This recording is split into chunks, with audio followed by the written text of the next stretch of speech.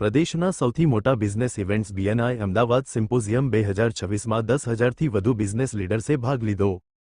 BNI અમદાવાદની flagship વાર્ષિક event symposium 2026ની 2 દિવસ સુધી ચાલેલા આ કાર્યક્રમમાં નેટવર્કિંગ, ચર્ચાઓ અને વિવિધ ઇન્ટેક્શન્સ દ્વારા ઉદ્યોગ સાહસિકો, પ્રોફેશનલ્સ અને બિઝનેસ લીડર્સ એકત્રિત થયા હતા।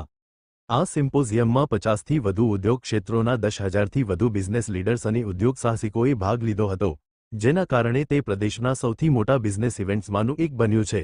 બીએનઆઈ અમદાવાદ દ્વારા આયોજિત આ કાર્યક્રમમાં સુવ્યવસ્થિત નેટવર્કિંગ સેશન્સ, નિષ્ણાતોના માર્ગદર્શન હેઠળની ચર્ચાઓ, બિઝનેસ ઇન્ટેક્શન્સ તેમજ 150થી વધુ સ્ટોલ્સ ધરાવતો સિસિલિયન એક્સપો મુખ્ય આકર્ષણ રહ્યા હતા।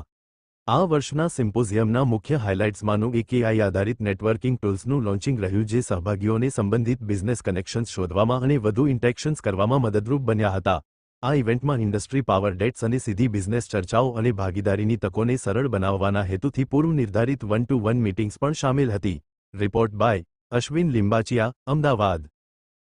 નમસ્કાર, મારું નામ યશ વસંત છે અને હું બીએનઆઈ અમદાવાદનો એક્ઝિક્યુટિવ ડાયરેક્ટર, ફાઉન્ડર અને ચેરમેન છું। આજે બહુ જ ખુશી છે કેમ કે આપ બધા બીએનઆઈ અમદાવાદ દ્વારા યોજાયેલા સિમ્પોઝિયમમાં આવેલા છો।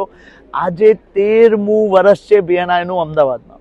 13 વર્ષથી જો કોઈએ બિઝનેસ લેન્ડસ્કેપ અમદાવાદનો ચેન્જ કર્યો હોય તો આ બીએનઆઈના બધા મેમ્બર્સે મળીને કર્યું, કેમ કે આ પહેલી કમ્યુનિટી એવી બની જ્યાં બિઝનેસમેન ખાલી ને ફક્ત એટલે કેમ કે બિઝનેસ કરે છે, એમનો એમ્બિશન છે, એમને ગ્રો કરવું છે, બધા ભેગા થઈ, કોઈ કાસ્ટ ક્રીડ વગર, કોઈ જાત ભાગ વગર બધા ભેગા થઈને એકબીજા સાથે ધંધો કરવાનો શરૂ કર્યો।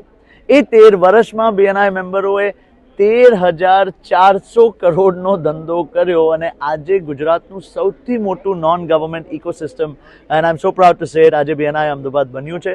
અને આજે 10,000 લોકો, 10,000 બિઝનેસ પીપલ એક જગ્યાએ જીએમડીસી ગ્રાઉન્ડમાં આવી એક્ઝિબિશન માણે છે, સાર્થક આહુજા જેવા ગ્રેટ સ્પીકરને સાંભળે છે અને પોતાનું ઇન્ટેલેક્ટ, નોલેજ, ક્યુરિયોસિટી અને નેટવર્ક વધારે છે એકબીજા સાથે મળીને। તો ક્યારે બિઝનેસ કરો છો તો યાદ રાખજો, ધંધો એટલે બીએનઆઈ।